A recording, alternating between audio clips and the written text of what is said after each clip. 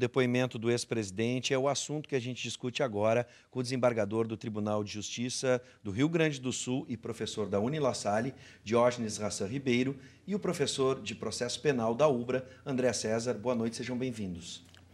Boa noite. Bom, vamos começar para que a gente possa pegar o gancho do boletim que o nosso colega Ricardo Ferraz nos trouxe de Curitiba. Ainda há outras etapas até que saia a sentença, correto? Por favor, professor? Sim. Boa noite. Boa noite, então. Boa noite, nosso colega, professor. Sim, a audiência que ocorreu ontem, tá, ela é uma das etapas praticamente finais do processo. Nós dizemos que há uma instrução e nessa instrução existe a produção das provas. Todas as provas, então, foram produzidas até aqui e, nesse momento do interrogatório do ex-presidente Lula, é o momento que ele faz a defesa pessoal. Ao que se sabe, o juiz Sérgio Moro abriu prazo de 5 dias, tanto para a acusação quanto para a defesa, juntarem todas as provas que ainda entendam necessárias e também a possibilidade de, nesse período, requererem o que nós chamamos de diligências finais. Sim. Antes que se abram, então, vistas às partes para que produzam cada qual a acusação escrita e a defesa escrita antes da sentença. Algo a complementar, desembargador, inclui também a questão de se o processo está correndo no tempo que se imagina. Algumas pessoas às vezes dizem, olha, está indo rápido, outros está indo lento. A gente imagina que o processo está com prazo, um período normal? Eu acho que está dentro de um prazo razoável, esperado, né, que ocorra. É um processo rumoroso, né, envolve um ex-presidente da República, mas o que se vê é que a Justiça Federal está dando uma tramitação em tempo razoável, né, como o colega mencionou, agora está na fase de pedido de diligências, né? E se houver alguma diligência, então aí será deferida ou indeferida e depois, então, terá curso com alegações finais, eventual sentença, né? Eventual não, necessária sentença. Claro. Bom, em um dos trechos que surgiram ainda ontem, o juiz Sérgio Moro mostra um papel que seria uma intenção de compra do apartamento, mas que não estaria assinado. Um papel sem assinatura tem valor como prova, mesmo que tenha sido apreendido no apartamento do ex-presidente?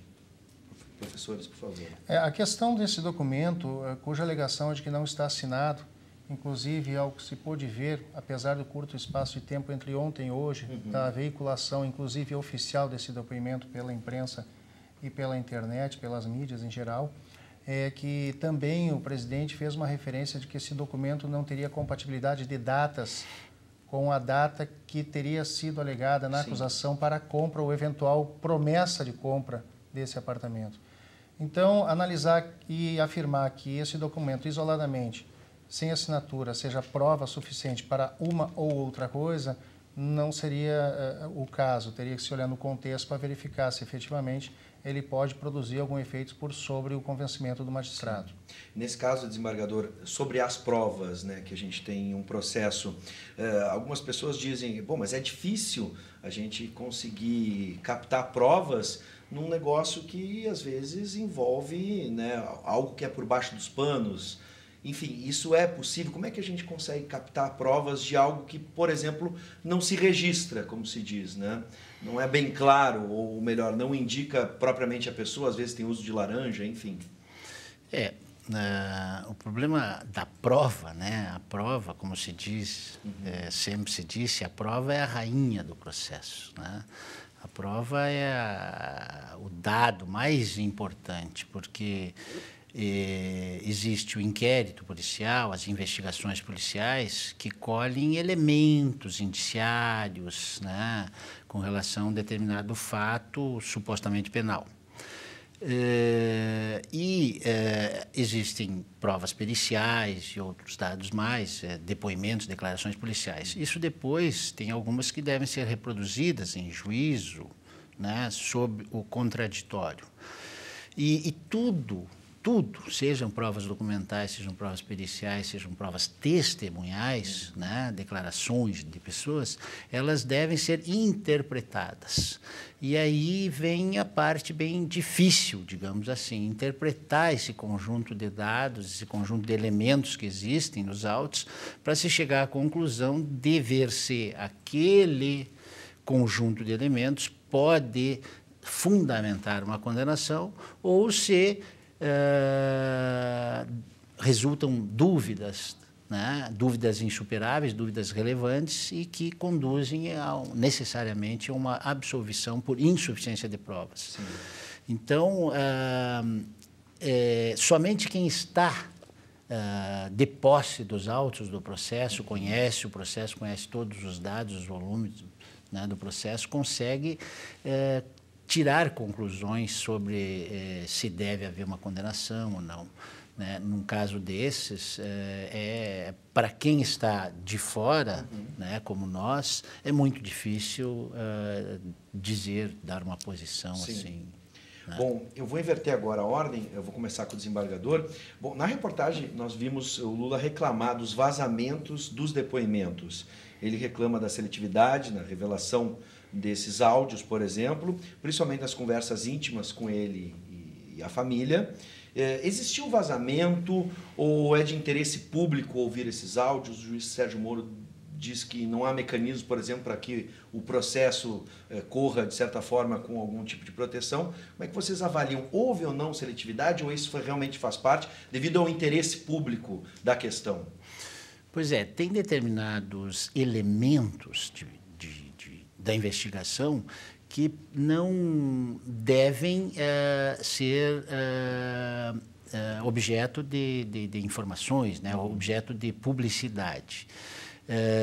Por exemplo, interceptações telefônicas, enquanto está ocorrendo a investigação, não deve ser objeto, porque está havendo uma investigação e isso prejudica a própria investigação. Né? O conteúdo de delações também, de colaborações premiadas, também não deve, porque isso está em fase de homologação e tem de haver homologações e tal. Se há vazamentos, né, tem de ver se houve algum ilícito praticado por alguma pessoa interessada. Mas, normalmente, todos os atos dos processos judiciais, eles são públicos. Né? Qualquer um tem acesso a esses atos dos processos judiciais. Salvo algumas exceções em que o juiz, com base na lei, determina o sigilo. Né? Então, tem de ver todo esse contexto. Mas, evidentemente, que a mídia e o jornalismo, ele trabalha com base em outras óticas, eles têm interesse em divulgar Sim. partes de alguma coisa para chamar a atenção, porque faz parte do papel da imprensa exercer esse tipo de trabalho. Isso pode contaminar o processo? Não creio. Não creio. Isso pode resultar, dependendo do conteúdo publicado, algum outro tipo de natureza de sanção em relação ao servidor público que vazou, por exemplo, um processo sigiloso. Processo de família, por exemplo, Sim. só para a gente falar mais abstratamente, processo que envolve uma separação de um casal, ele tramita sob sigilo, sob segredo de justiça.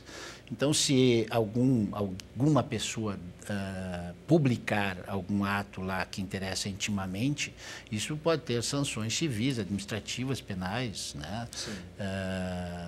Mas acho que era isso, não sei se o... Professor. Na verdade, a gente tem um processo bastante complexo que envolve não só esse, mas os processos paralelos, as investigações, os expedientes de investigação, de apuração e até mesmo os processuais em relação a pessoas que são pessoas públicas, um processo que chama muito a atenção, um processo que tem, vamos dizer assim, várias tangentes, como disse o desembargador, na ótica de como ele é analisado, não só sobre o aspecto técnico, mas também sobre o aspecto de as pessoas tomarem conhecimento e como tomam conhecimento sobre fatos que vêm a público de forma muito relevante. Então, não diria que é natural mas não é difícil de se compreender que haja rumores, haja antecipação de determinadas informações que muitas vezes não procedem e muitas vezes não são confirmadas, a bem da verdade. Nós, com o depoimento de ontem, por exemplo, hoje já há rumores de que o próprio Ministério Público fará pedido para a oitiva de 3 testemunhas, o que já também afasta a possibilidade, pelo menos criada no primeiro momento, se for deferida essa prova, afasta a possibilidade de a gente ter um processo julgado aí na fração de 30 dias. Sim. Eu nem abri as participações aqui, a gente está com os convidados e o tempo está curto, mas se você quiser participar, corre. Se você tem alguma pergunta, alguma questão, né, alguma observação sobre o nosso debate de hoje, então anote aí, você que não sabe ainda, 99588-2374, esse é o número para o WhatsApp, mande por mensagem de texto. Você que já conhece, né, esse nosso canal de comunicação, como o João, já nos mandou, o João de Porto Alegre, ele manda a pergunta, né? Pode um juiz grampear a presidência da República e vazar para a imprensa, desembargador? Não. O telefone da presidência da República ele está submetido a diversos controles constitucionais, né? Por exemplo, se houver necessidade de alguma investigação, aí somente o Senado ou o Supremo Tribunal Federal pode determinar. Então, o presidente da República está quase que imune, praticamente, a essa possibilidade de interceptação telefônica. Um juiz não tem, no atual quadro constitucional, né, que ao privilégio, digamos assim, e mesmo com essa lei, essa PEC aí que está tramitando de retirar esse privilégio, mesmo assim eu creio que o presidente da República e outras autoridades, algumas poucas autoridades máximas, elas vão manter esse privilégio. Sim. De serem investigados somente com o controle do Supremo Tribunal Federal, do Senado, essas... Bom, outro fato, Lula citou, né, que Dona Marisa visitou o triplex sem conhecimento dele, e isso não pode ser uma tentativa de construção de álibi, já que a pessoa citada teve seu processo extinto em função do óbito, professor? Na verdade, o que a gente observa num processo dessa dimensão é que os fatos geradores a que se chegasse em uma investigação e a circunstância, inclusive hoje, de outras sentenças já condenatórias em relação a outras pessoas que teriam, de alguma forma, alguma relação no princípio desses fatos que estão sob júdice, não traria hoje a possibilidade de servir como álibi a tentativa de utilizar uma pessoa que hoje não faz mais parte do processo. Até porque o conjunto de elementos, num primeiro momento, permitiram que o juiz, numa decisão fundamentada, recebesse a acusação. Então, seria o primeiro crivo de avaliação se realmente procede preliminarmente algum daqueles elementos indiciários. E, a partir do momento da produção da prova, é que se tem a produção do contraditório, como disse o desembargador, a nível de a defesa usar de todos os elementos necessários, cabíveis e hábeis a demover o convencimento do juiz em relação à acusação que está posta. Sim. Então, seria um elemento a mais a ser considerado nesse conjunto de provas. Bom, e a gente não pode esquecer que ainda há outros processos em que o ex-presidente é réu, como o que envolve o sítio de Atibaia. Os encontros com o juiz Moro vão se tornar mais frequentes? A expectativa é essa? Pois é, nesse caso aí, pelo que eu sei, há uma acusação de corrupção passiva e lavagem de dinheiro. Né? A corrupção passiva, na parte final do artigo 317, ela fala até em aceitar oferta, né? Alguma coisa assim, aceitar oferta de qualquer coisa, né, em benefício, em razão do exercício do cargo ou fora dele, qualquer coisa dessa natureza.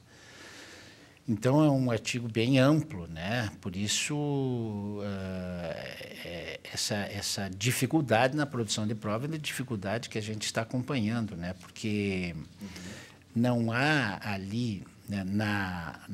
eu também não sei exatamente os termos da acusação, mas eu estou me referindo só ao artigo 317 do Código Penal. Por quê? Porque não é necessário que ele tenha, eventualmente, se isso constar da acusação, que ele tenha recebido um bem. pode ele ter recebido apenas uma oferta, se isso constar da acusação. A gente não sabe, eu não sei o teor, né? Então, ele pode sofrer, digamos assim, uma condenação se ficar comprovado que ele aceitou uma oferta.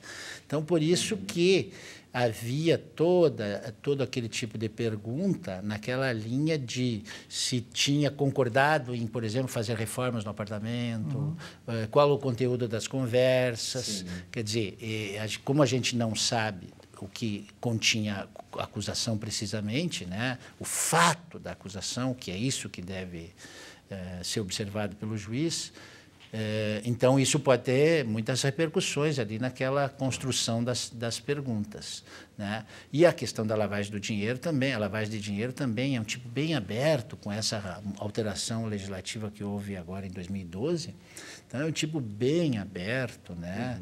É um tipo penal bem aberto que vem ao encontro da necessidade, né, de novas tecnologias, digamos assim. A legislação é uma tecnologia, um instrumento atualizado de enfrentamento. Eu não estou falando agora no caso concreto, né, mas estou falando bem abstratamente, assim, de um enfrentamento de uma criminalidade do século XXI, né, que é uma criminalidade bem mais atualizada, digamos assim.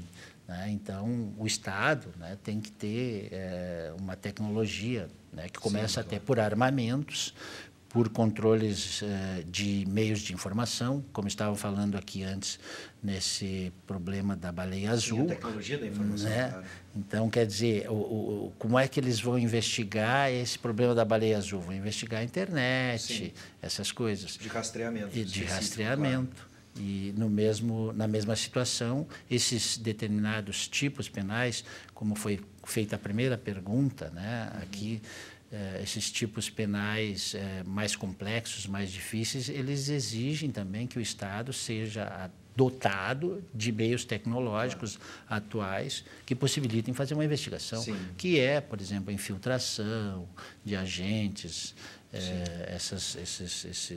esses tipos penais mais atualizados. E a lei de lavagem do dinheiro é um desses tipos penais atualizados. Bom, a gente está chegando aos finalmente aqui da nossa conversa.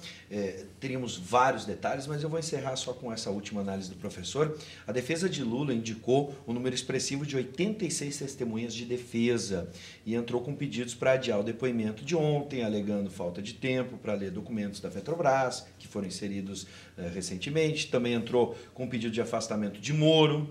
Esses pedidos não podem ser considerados tentativas, manobras para esgotar as possibilidades de recurso? A defesa tem se comportado de maneira adequada numa interpretação simples? De fora, o que a gente pode avaliar é que se a defesa fez uso do número regular, do número previsto em lei, tá, para atingir o limite em função da quantidade de fatos mencionados, atribuídos na acusação ao ex-presidente Lula, nós estamos falando de uma denúncia de 149 páginas, uma denúncia bastante extensa. Esse caso é o outro caso, né? Nós estamos falando da denúncia do apartamento. Não, mas esse das 80 e poucas testemunhas, acho que é outro caso, né? Mesmo assim, com os pedidos? Mesmo assim. E mesmo as outras manobras também, por exemplo, o pedido de adiamento ontem, tudo que está ao alcance da defesa, isso é de praxe? Ele vai estar dentro de um limite de testemunhas legal, ou seja, ao juiz cabe simplesmente avaliar a circunstância do número de testemunhas para que não haja excesso.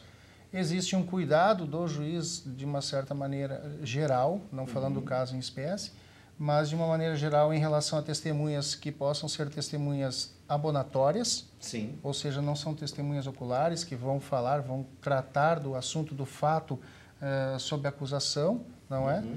Essas testemunhas podem residir em outros lugares que não seja onde o processo tramita.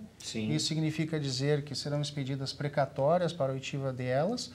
E dentro dessa previsão legal, dentro do que é possível, dentro daquilo que é o limite previsto, não seria considerado como uma manobra, sim como um exercício de uma garantia que se permite pela legislação. Seria basicamente isso. Por favor, seria 8 testemunhas por fato. 8 testemunhas por fato. Então, por exemplo, às vezes existe uma acusação só, mas para reforçar, digamos, aquela acusação, são elencados 8 fatos que dariam né? Perfeito. Então, 8 testemunha por fato dá 80 e poucos. Se for 11 fatos, alguma a gente coisa vai assim. multiplicar. Bom, eu quero agradecer ao professor André César, seja sempre bem-vindo. Professor, ou melhor, desembargador Diógenes, uma honra recebê-lo. Muito obrigado por atender o nosso convite. Muito obrigado.